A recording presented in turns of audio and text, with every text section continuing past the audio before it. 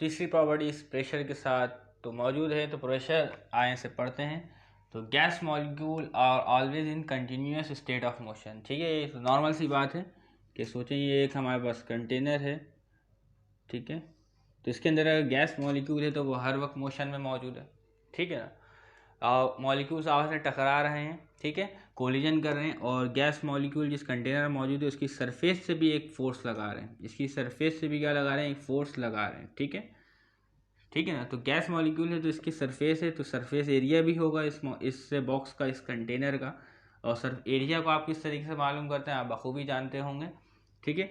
Length और breath को multiply करते हैं तो हमें क्या पता चल जाता है, एरिया पता चल जाता है, ठीक है ना। ये एक बेसिक मालूमात है, ठीक है।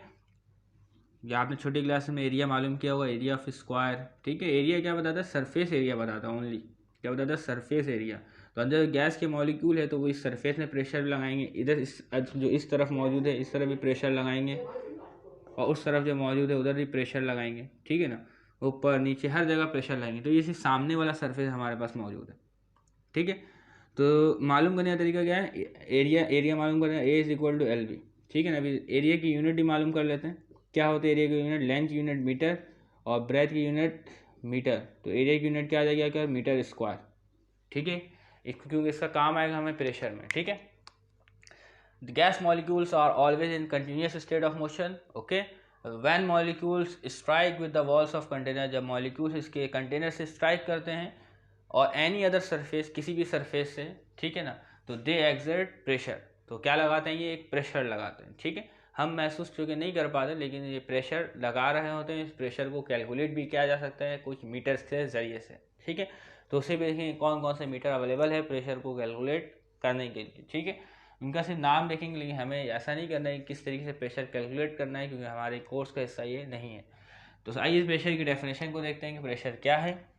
तो pressure is defined as the force exerted, ठीक है, the force exerted per unit surface area, per unit surface area.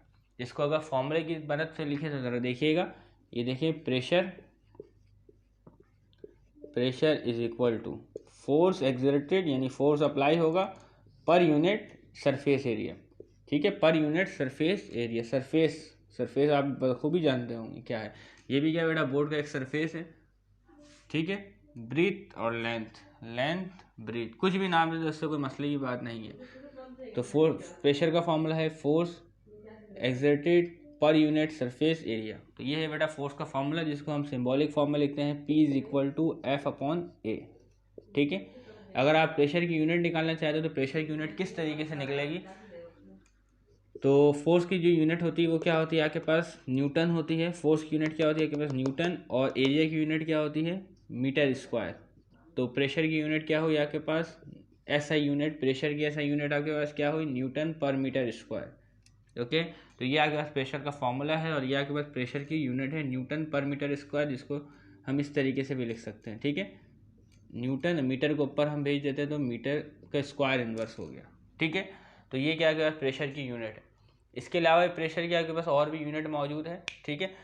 तो प्रेशर की इसके अलावा जो एक यूनिट मौजूद है, जो आपका एटमॉस्फेरिक प्रेशर होता है, क्या होता है एटमॉस्फेरिक प्रेशर, वो कितना होता है आपका सी लेवल पर 1 एटमॉस्फेरिक प्रेशर होता है। कितना होता है, 1 एटमॉस्फेरिक प्रेशर, ठीक है, 1 एटमॉस्फेयर, ठीक है। तो कितना प्रेशर होता है आपका सी लेवल है, 1 एटमॉस्फेयर होता है। तो इसको हम शॉर्ट में लिखते हैं 1 ATM, ठीक है। जो सी लेवल पे आपका प्रेशर होता है वो होता है 1 ATM। तो इसको हम बताते हैं, कितना बताते हैं बेटा, 760 मिलीमीटर ऑफ मरकरी। तो अक्सर प्रेशर की यूनिट नापने के लिए ये मिलीमीटर ऑफ मरकरी भी इस्तेमाल किया जाता है। तो आप कभी ब्लड प्रेशर चेक करेंगे, ठीक है, बीपी चेक करेंगे, तो वहाँ पे जो यूनिट होती है क्या आती है आपके पास, 130/80 आती है। तो इसकी यूनिट भी होती है जो अमूमन हम देखते नहीं ना, उसे हम पढ़ते हैं, वो होती है मिलीमीटर ऑफ मरकरी, ठीक है। तो मरकरी का इस्तेमाल किया जाता है प्रेशर को कैलकुलेट करने के लिए, तो इसी वजह से मरकरी की यूनिट इस्तेमाल हो रही है, ठीक है। तो मरकरी जो होता है ट्यूब में होता है, अभी आपने देखा होगा बीपी मॉनिटर के भी, ठीक है। तो प्रेशर मालूम करने के लिए किया जाता है ना, तो पट्टी को बांधा जाता है हाथ में, तो वो क्या है, जो ब्लड वेजल्स है वो प्रेशर लगाती हैं और वो मीटर में हमें नोट हो जाता है, ठीक है। तो 1 एटमॉस्फेरिक प्रेशर जो बराबर होता है वो होता है 760 millimetre of mercury. H G किसका साइन है? मरकरी का साइन है, ठीक है। जैसे कि सोडियम का साइन क्या होता है बेटा, जानते होंगे क्या होता है? Na। तो मरकरी का साइन क्या है? H G. तो इसको क्या बोलते हैं? 760 मिलीमीटर ऑफ मरकरी, ठीक है। क्योंकि मरकरी लिक्विड है वो मौजूद होता है हमारे पास, तभी यहाँ मिलीमीटर इस्तेमाल हो रहा है। तो मरकरी जो है वो एक ट्यूब में होती है इस वजह से। ओके, तो 1 एटमॉस्फेरिक प्रेशर बराबर होता है 760 मिलीमीटर ऑफ मरकरी। और इसके अलावा 1 एटमॉस्फेरिक प्रेशर बराबर होता है 760 टॉर। 760 टॉर। तो ये क्या है? प्रेशर की डिफरेंट डिफरेंट यूनिट्स हमारे पास मौजूद है, ठीक है। इसके अलावा भी 1 ATM बराबर होता है आपके, वो कितने न्यूटन मीटर के बराबर होता है? ठीक है, न्यूटन पर मीटर स्क्वायर के बराबर होता है। तो वो बराबर होता है 101,325 न्यूटन पर मीटर स्क्वायर के भी बराबर होता है, ठीक है। ओके, तो 1 ATM बराबर होता है 101,325 Newton per metre square. Okay, तो यहाँ पे आप देख चुके न्यूटन पर मीटर स्क्वायर। और न्यूटन पर मीटर स्क्वायर के अलावा भी इसकी यूनिट है प्रेशर की, वो क्या है? वो है आपके पास पास्कल।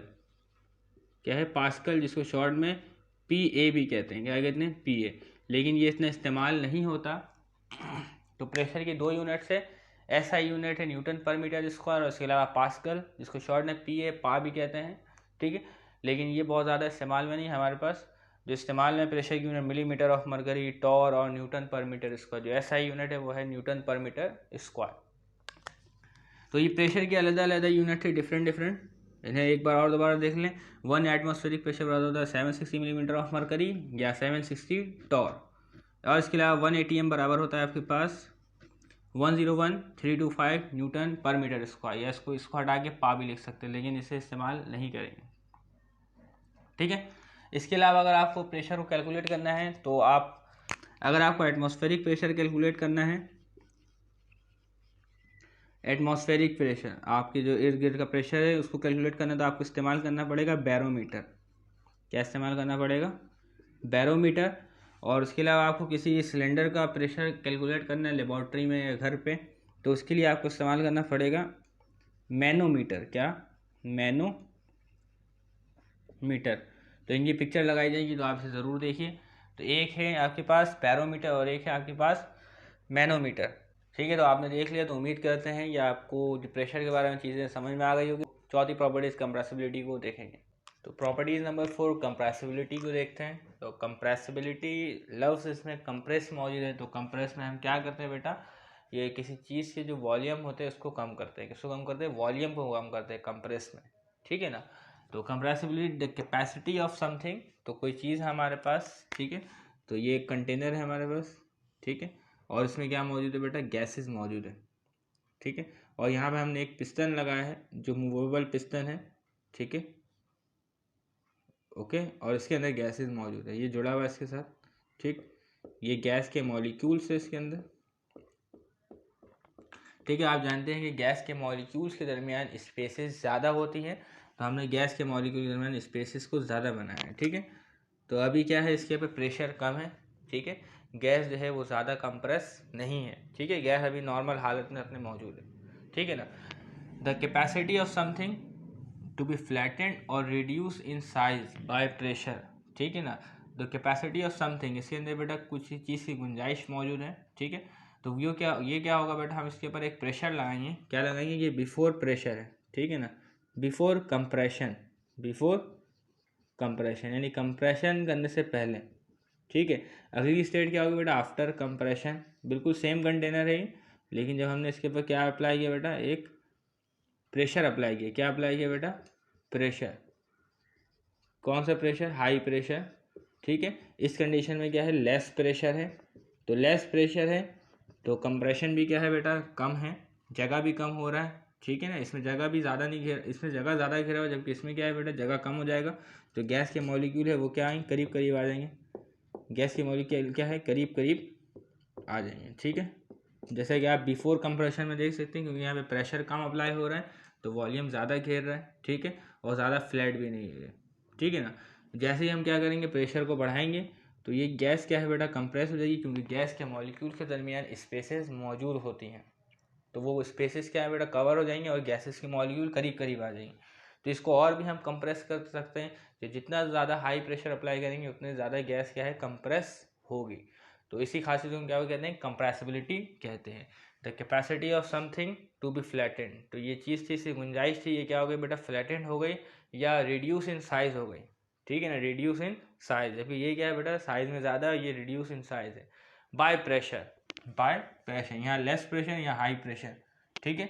ये है after compression, after compression, okay, it's called compressibility. तो ये है आपके पास कंप्रेसिबिलिटी की डेफिनेशन। आज थोड़ा सा एक्सप्लेनेशन देख सकते हैं जो यहाँ पे हम देख चुके हैं और पढ़ भी चुके हैं, ठीक है। The gases are highly compressible, या आप बात पहले से जानते हैं, गैसेज क्या है, कंप्रेसिबल है, सॉलिड कंप्रेसिबल नहीं है। इसको हमने प्रॉपर्टीज ऑफ सॉलिड में पढ़ा था, ठीक है। Due to large spaces between molecule, ये देखिए यहाँ पे लार्ज स्पेस मौजूद है, large space, large space, large space, large space, ठीक है ना। तो मॉलिक्यूल के दरमियान क्या लार्ज स्पेस मौजूद है, तो यहाँ पे मॉलिक्यूल के दरमियान स्पेस कम है क्योंकि प्रेशर हमने अप्लाई कर दिया और ये कंप्रेस हो गए, ठीक है। तो मॉलिक्यूल में लार्ज स्पेसेस मौजूद है, okay. When gases are compress, जब गैसेस को क्या करते हैं, कंप्रेस करते हैं, द मॉलिक्यूल्स कम क्लोजर, और मॉलिक्यूल क्लोजर आ जाते हैं, बहुत ज़्यादा करीब करीब आ जाते हैं, टू वन अनदर, एक दूसरे के, ये देख सकते हैं आप, ठीक है। And occupy less volume, and occupy less volume, और कम से कम जगह घेरते हैं मॉलिक्यूल करीब आने के बाद, as compare to the volume of uncompress state. ये कौन सा स्टेट है बेटा, अनकम्प्रेस स्टेट है, यानी बिफोर कंप्रेशन। तो यहाँ पे जो है वॉल्यूम ज़्यादा घेरे, जबकि यहाँ वॉल्यूम कम घेरे। तो इस तरीके से ये कंप्रेसिबिलिटी है गैस की एक और प्रॉपर्टी। तो उम्मीद करते हैं आपको कंप्रेसिबिलिटी के बारे में समझ में आ गया होगा, ठीक है। तो अब नेक्स्ट वीडियो आएगी, जिसमें हम 5वीं प्रॉपर्टी मोबिलिटी एंड डेंसिटी को डिस्कस करेंगे, ठीक है। तब तक के लिए अल्लाह हाफिज़।